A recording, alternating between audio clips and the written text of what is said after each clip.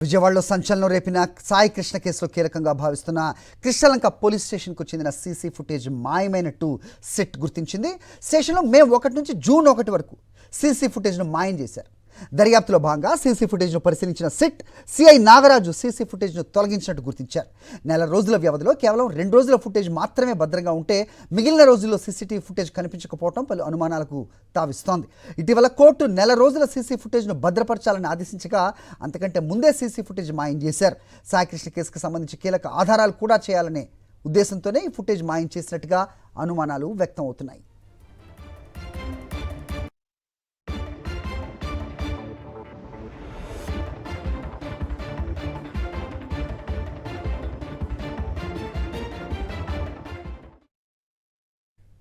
విజయవాడ సాయి కృష్ణ కేసులో సీసీటీవీ సైతం మాయం చేశారన్నారు దేవినేని అవినాష్. పోలీసులు చంపేసి బాడీని బూడిద చేసిన ఘటన దేశ చరిత్రలో ఎక్కడా లేదని చెప్పుకొచ్చారు. దీనికి విజయవాడ సిపి బాధ్యత వహించాలన్నారు దేవినేని అవినాష్. చంపి కాల్చి బూడిద చేసి ఈరోజు ఆధారాలు గారు దొరకకుండా మనం ఎక్కడో చూస్తూ ఉంటాం, తెలివైన క్రిమినల్స్ ఆధారాలు దొరకకుండా జాగ్రత్త పడతారని చెప్పని. కానీ ఈరోజు పోలీసే క్రిమినల్స్ కంటే ఎక్కువగా ఆధారాలు గారు దొరకకుండా సీసీటీవీ ఫుటేజ్ మాయం చేశారంటే ఎంతకంటే దారుణం ఇంకేమైనా ఉందా? దీనికి బాధ్యత ఎవరు వహించాలి? కమిషనర్ గారు బాధ్యత వహించాలి. ఆయన బాధ్యత తీసుకోవాలి.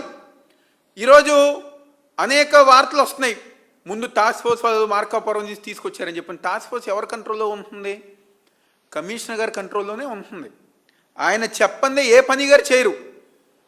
ఈరోజు టాస్క్ ఫోర్స్ వాళ్ళు సాయికృష్ణని తీసుకొచ్చి వాళ్ళు హింసించి కొట్టి తర్వాత మళ్ళీ 6 కృష్ణలంక పోలీస్ స్టేషన్లో అప్పచెప్తే అక్కడ మళ్ళీ పోలీసులు గారు కొట్టి చనిపోవడానికి కారణం ఈ వ్యవస్థ అంతా గారు. సాయికృష్ణ అవనవండి, క్రాంతి కుమార్ అవనవండి, ఈ 2 గారు ప్రభుత్వ హత్యలే, పోలీసు వాళ్ళు చేసిన హత్యలే. దీని మీద కమిషనర్ గారు బాధ్యత వహించాలి. ఆయన సమాధానం చెప్పాలి. ప్రభుత్వం కమిషనర్ గారి మీద చర్యలు తీసుకోవాలి.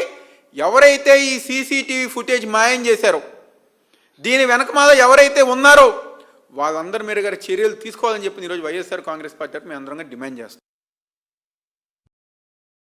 మరిన్ని అప్డేట్స్ కోసం ఛానల్ను సబ్స్క్రైబ్ చేయండి. నోటిఫికేషన్స్ కోసం బెల్ ఐకాన్ పై క్లిక్ చేయండి.